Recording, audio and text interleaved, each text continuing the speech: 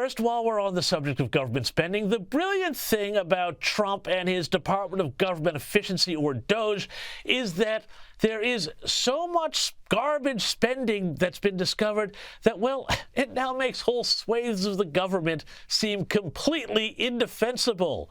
And I'll tell you what, it's not just all that U.S. aid money. Have a look here at the president reeling off just a few of the things Musk and his crew have found. Investments in Africa and mobilize private sector resources, $520 million. Somebody got $520 million. $40 million to improve the social and economic inclusion of sedentary migrants. $10 million for Mozambique voluntary medical male circumcisions.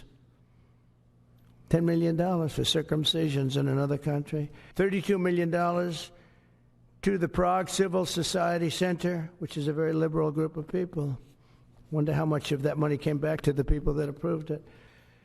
$20 million for fiscal federalism in Nepal. Listen to these numbers. Ah, yes, all those millions for circumcisions. No wonder Trump is getting snippy. Talk about a tax cut. But there's a serious point here, and God knows what any of this money that he reeled off actually did or whose pockets it really wound up in. But Trump is right in that an awful lot of what was going on there behind all those programs was fraud. And I'll tell you what, too, I believe a lot of that was also designed to steer elections and political processes and, let's just say, interfere with democracy, heaven forfend, in other nations. I say the jig is up and not a moment too soon.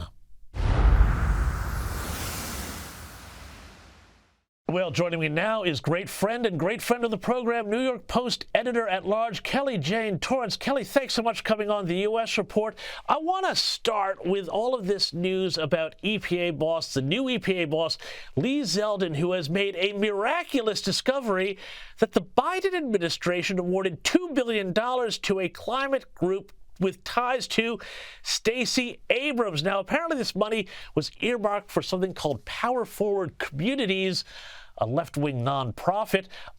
Tell me about this, and I believe you interviewed Lee Zeldin. Is there going to be more on this to come? You know, Lee Zeldin told me this is just the tip of the iceberg, James. Always glad to be here and glad to tell you about my interview with Lee Zeldin. He exclusively told me in the New York Post about actually $20 billion that the EPA, right before the election, once it was clear that Joe Biden was out and Kamala Harris was in as the nominee, they parked $20 billion at Citibank, which was collecting interest on that money, by the way, and it was going to be awarded to just 8 entities, and they were all groups like the one you mentioned. Pretty much every group has the word environmental justice on their website, and $2 billion of that $20 billion went to that group that is linked to Stacey Abrams, who I like to call the most famous election denier you don't know about. That's right. It's so what you're saying here, Lee Zeldin, the charge seems to be that basically when they realized they were going to lose power, they parked a bunch of money so that it could keep up the fight essentially against Donald Trump and the Republicans and keep, presumably an awful lot of pockets lined. Exactly, James. And, Lee Zeldin and his team noticed this during the transition. After the election, there was a Project Veritas video, and they went undercover and interviewed an EPA employee, hopefully not an EPA employee anymore, who said, "We are throwing gold bars off the Titanic."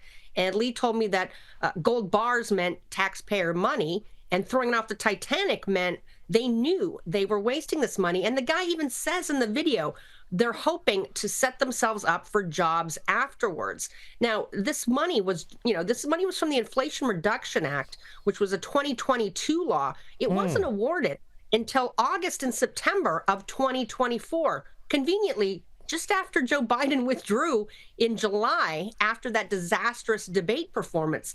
Clearly, they thought, wow, Donald Trump actually could win this thing. And they put $20 billion away. Now, as Lee told me, this is just the tip of the iceberg. And that video is what tipped him and his team off. And so even without Doge, who's, that group's also doing a great job at looking at fraud and waste, Lee Zeldin and his team found this himself, and they're continuing to look, and he's confident they're going to find more billions that have been completely wasted. This is money that's going, again, environmental justice. These are left-wing groups that are doing nothing to save the planet. Gosh. They're doing nothing to save their own jobs. Well, I mean, this is just an amazing and fascinating insight into the way Washington really works and the way these groups carve out taxpayer money to basically feather their own nests and do nothing. It's just shocking. And I think, now we know why Elon Musk is so confident about the money that they're going to wind up saving off of this. And which brings me to another thing I want to ask you about here. Not only have we also seen the Commerce Secretary, the new Commerce Secretary, proposing abolishing the IRS, which I think a lot of people would say hallelujah to, but there's also been the possibility floated of a Doge dividend, possibly $5,000 given back to people, given back to taxpayers in savings. What do you make of this? Is this a political stunt, or is there a potential that people could start to really get some money back that's been wasted? Well, as a U.S. taxpayer, I'm all for this, James. Yeah. $5,000. Wow, I'm a journalist. That could really help me out. But no, I think is it a political stunt? I don't know. But what I do know is that this money, billions of dollars are wasted by Washington every year. And, we've seen some of the evidence of that with the APA that we just talked about and with all these other agencies. What a tangible measurement of that would be giving taxpayers some money back to show them, hey, we actually care about what we're doing with your money, and we're going to find this waste, and we're going to give some of it back to you. I think it's an excellent idea. I think it's a genius idea, really. Of course, liberals are freaking out because there's no money that they know about that they don't want to spend. Imagine, $5,000 per taxpayer. They've got lots of, ideas for that. But I think it's a great idea. It would really show that this government, this administration is all about giving you your money back that's been wasted by Washington for years. And of course, 5,000, more than that is wasted every year, but it would certainly go a long way towards helping. And it would certainly juice the economy as well. And it would send a great message, that the gravy train is over for all of these non-productive outfits out there, the NGOs and all of that stuff doing all the nonsense I spoke about earlier. But I also have to ask you about this, too. This story fascinates me. You're joining us from New York City, of course, where President Trump has now axed the city's congestion tax. Now, the idea here was that they were going to charge people $9 to enter Manhattan in an attempt to reduce traffic. Now, I have always thought congestion taxes were an evil idea, a regressive move against the poor to keep the traffic down so the people who could afford them could drive on them and force everybody else into the filth of the New York City subway system. But don't take it from me. As a person who actually lives in New York City, Kelly, what do you reckon, and what has been the reaction of Democrats, and particularly, I think, the state governor, Kathy Hochul, to this idea that Trump is going to swoop in and, God forbid, take a tax off of New York's working class? You've got it exactly right, James. And I have to tell you, I actually don't take the subway alone anymore. I haven't taken the subway in months because of the crime. I can't see out of one eye right now. I had a retinal detachment, and I feel very vulnerable as a woman, especially on the subways. There's crime every day. I can tell you, violent crime, people getting pushed in front of trains.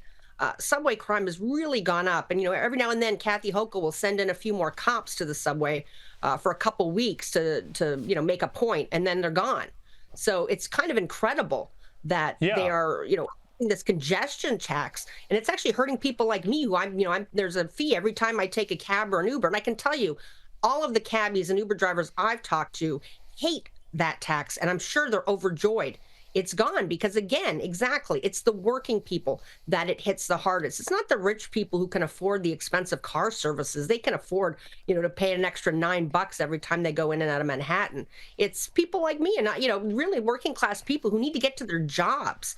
Firefighters, teachers, hospital workers. It's just crazy how many normal people this affected. And I have to say, this has made Trump a little even more popular in New York City, the city where he's from.